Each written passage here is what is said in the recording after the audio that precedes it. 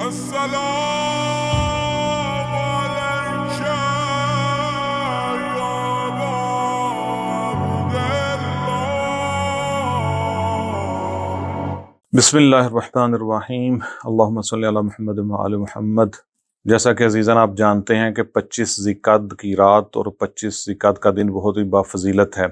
حسن بن علی روایت کرتے ہیں کہ ایک دفعہ میں اپنے والد کے ساتھ امام علی ابن موسیٰ رضا علیہ الصلوۃ والسلام کے ہاں گیا اور رات کا کھانا بھی ہم نے امام کے پاس کھایا۔ تب امام نے فرمایا کہ تمہیں پتہ ہے کہ یہ کون سی رات ہے؟ یہ وہ رات ہے کہ جس رات کو خدا کی ذات نے خانہ کعبہ کے نیچے سے زمین کو بچھانا شروع کیا، اور یہ وہ رات ہے کہ جس رات حضرت ابراہیم اور حضرت عیسیٰ سلام اللہ علیہما کی ولادت باسعادت ہوئی۔ اور ایک روایت کے مطابق 25 ذی القعدہ کے دن کو ہی امام زمانہ عجل اللہ تعالیٰ فرجہ الشریف کا ظہور پاک ہوگا۔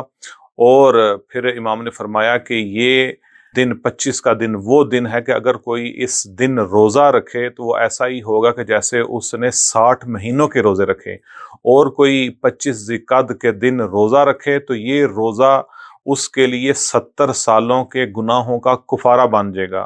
اور پھر ارشاد فرماتے ہیں مفاتیح الجنان میں ڈیٹیل کے ساتھ اس کے بارے میں لکھا بھی ہوا ہے کہ اگر کوئی 25 کی رات عبادت کر کے اور 25 کے دن روزہ رکھے تو اس کو 100 سال کی عبادت کا ثواب ملے گا۔ اور اگر کسی نے 25 کے دن کا روزہ رکھا تو اس دن روزہ رکھنے والے اور اس رات عبادت کرنے والے کو جو کچھ بھی زمین اور آسمان میں جتنی بھی مخلوقات ہیں وہ اس کے لیے استغفار کریں گی، اور خدا کی رحمت اس دن اور اس رات کو عام ہوتی ہے۔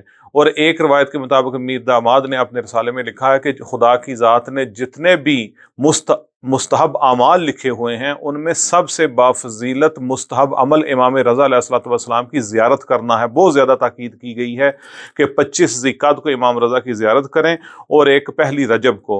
تو جس کے لیے ممکن ہو سکے وہ امام رضا کی زیارت کرے، جس کے لیے ممکن ہو رات جا کر عبادت بھی کرے اور اس دن کا روزہ رکھے، کیونکہ یہ روزہ سال میں جو بافضیلت ترین 4 دن کے روزے ہیں ان روزوں میں سے ایک روزہ ہے۔ اور سب سے بڑھ کر یہ ہے کہ خدا کی رحمت عام ہوتی ہے، اور ہمیں کوشش کرنی چاہیے کہ ہم روزہ بھی رکھیں، خدا کی عبادت بھی کریں، تاکہ خدا کی رحمت ہم سب کے شامل حال ہو۔ پھر 2 رکعت نماز بھی ہے، اگر اس دن اگر کوئی انسان 2 رکعت نماز پڑھے، مفاتیح الجنان میں اس کا مکمل طریقہ بھی لکھا ہوا ہے۔ 2 رکعت نماز مختصر سی ہے کہ ہر رکعت میں سورہ الحمد کے بعد 5 دفعہ سورہ شمس پڑھے، دوسری رکعت میں بھی اسی طرح الحمد کے بعد 5 دفعہ سورہ شمس پڑھے، پھر 1 دفعہ لا حول ولا قوت الا باللہ العلی العظیم کہے، اور اس کے بعد مفاتیح الجنان میں ایک دعا ہے مختصر سی، اس کو بیان کرے۔